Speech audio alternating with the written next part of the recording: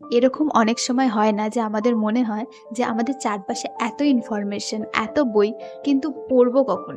সময়টা যেন কম। এখানেই আসে স্পিড রিডিং এর কনসেপ্ট।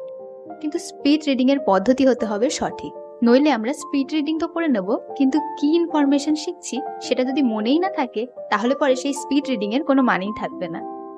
আজকের ভিডিওতে আমি 5টি সায়েন্টিফিক্যালি প্রুভেন টেকনিকের কথা বলবো, যেই টেকনিকগুলো আমাদেরকে কোনো বই দ্রুত পড়তে সাহায্য করবে। এবং ভিডিওর শেষে গিয়ে আমি কিছু টেকনিকের কথা বলবো, যেই টেকনিকগুলো আমরা যে দ্রুত পড়ে এলাম সেই ইনফরমেশনগুলোকে মনে রাখতে সাহায্য করবে। আপনি যদি একজন স্টুডেন্ট হয়ে থাকেন বা প্রফেশনাল হয়ে থাকেন, বা আপনি যদি একজন বই প্রেমী হয়ে থাকেন, স্পিড রিডিং আপনার শেখার পদ্ধতিতে অনেক বড় পরিবর্তন আনতে পারে। নমস্কার, আমি প্রফুল্ল। লাইফোলজিতে আপনাদের সবাইকে স্বাগত। লাইফোলজিতে আমি এমন ভিডিও দিতে থাকি যেগুলো আমাদের লাইফের বিভিন্ন ক্ষেত্রে গ্রো হতে সাহায্য করে। তো চলুন ভিডিওটা শুরু করা যাক। Number 1, preview method. যে কোনো বই পড়ার আগে বা যে কোনো চ্যাপ্টার পড়ার আগে সেটাকে ডিটেলসে না পড়ে প্রথমে সেই বইটাকে বা সেই চ্যাপ্টারটাকে উল্টে পাল্টে দেখে নিন। সেই বই বা চ্যাপ্টারের হেডিংসগুলোকে, সাব হেডিংসগুলোকে, তার ইন্ট্রোডাকশন, কনক্লুশনগুলোকে পড়ুন। সেই বইয়ে বা সেই চ্যাপ্টারে দেওয়া চার্ট, গ্রাফ বা যে ডায়াগ্রামগুলো আছে সেগুলোকে দেখুন। এতে আপনি সেই পুরো বইটার ব্যাপারে বা সেই চ্যাপ্টারটার ব্যাপারে একটা ওভারঅল কনসেপ্ট পেয়ে যাবেন। এই পদ্ধতিটা আমাদেরকে নানাভাবে হেল্প করে। যেরকম, আপনি যেহেতু প্রথমে একটা ওভারঅল কনসেপ্ট পেয়ে যাচ্ছেন, তাই আপনি জানেন যে এই চ্যাপ্টারটা থেকে বা এই বইটা থেকে আপনি আসলে কি কি শিখতে চলেছেন। ফলে আপনি আননেসেসারি জিনিসগুলোকে বাদ দিয়ে মূল জিনিসগুলোতে ফোকাস থাকতে পারেন। এই পদ্ধতিটা আমাদের ব্রেনকে ক্যাটাগরাইজ করেও পড়তে সাহায্য করে, ফলে ইনফরমেশনগুলো অনেক ভালোভাবে মনে থাকে। এবং এই পদ্ধতিটা আমাদের কগনিটিভ লোডকেও কমায়, কারণ আমাদের ব্রেনে অলরেডি কিছু ইনফরমেশন চলে গিয়ে থাকে যে আমরা কি কি পড়তে চলেছি, ফলে ব্রেনের রিলেট করতেও সুবিধা হয়। Method 2, pointer technique. আমরা যখন রিডিং পড়ি তখন আমাদের আইবলের মুভমেন্টের কারণে আমাদের ফোকাস করার ক্ষমতা এবং দ্রুতভাবে পড়ার ক্ষমতা অনেকটা কমে যায়। ফোকাস থাকার জন্য এবং দ্রুতভাবে পড়ার জন্য যখন পড়ছেন তখন লাইনের ওপর দিয়ে নিজের আঙুলকে বা পেন্সিলকে মুভ করতে থাকুন, এবং এই মুভমেন্টের স্পিডটা আপনার নর্মালি যে রিডিং পড়ার স্পিড তার থেকে একটু বেশি রাখুন। এতে আপনার রিডিংয়ের স্পিড অনেকটা বেড়ে যাবে। Method 3, word chunking strategy. একটা একটা করে ওয়ার্ডের ওপর ফোকাস না করে একসাথে 3 থেকে 4টে করে শব্দকে দেখুন। এতে রিডিং স্পিড অনেকটা বেড়ে যায়। Method number 4, regression control.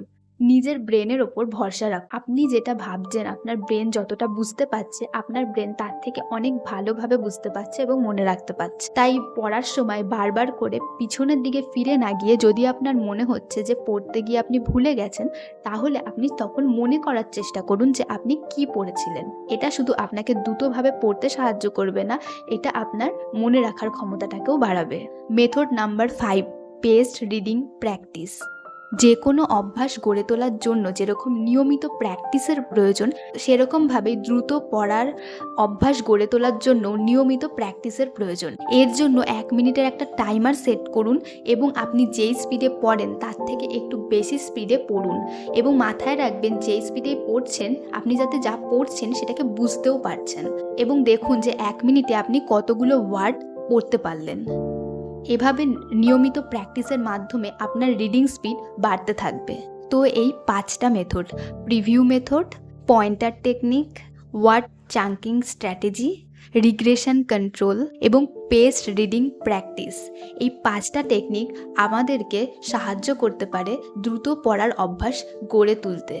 কিন্তু যদি আমরা দ্রুত পড়েও নিই, কিন্তু পড়ে আমরা কি শিখলাম সেটা যদি মনেই রাখতে না পারি, তাহলে এই দ্রুত পড়ার কোনোই মানে থাকে না।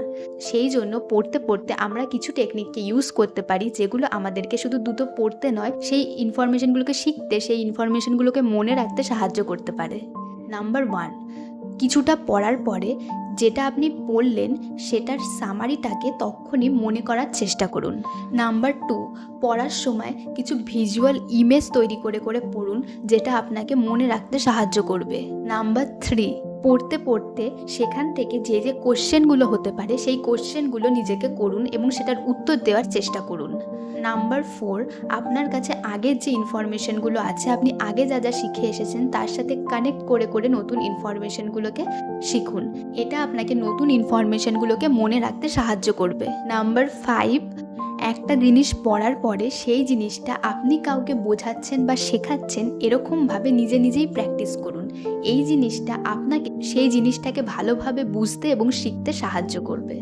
তো এই ছিল কিছু পদ্ধতি যেগুলো আমাদেরকে দ্রুত পড়তে এবং পড়ার পর সেই ইনফরমেশনগুলোকে মনে রাখতে সাহায্য করতে পারে। আজকের মতো এতটাই, দেখা হবে পরবর্তী ভিডিওতে। সবাই খুব ভালো থাকবেন। ধন্যবাদ।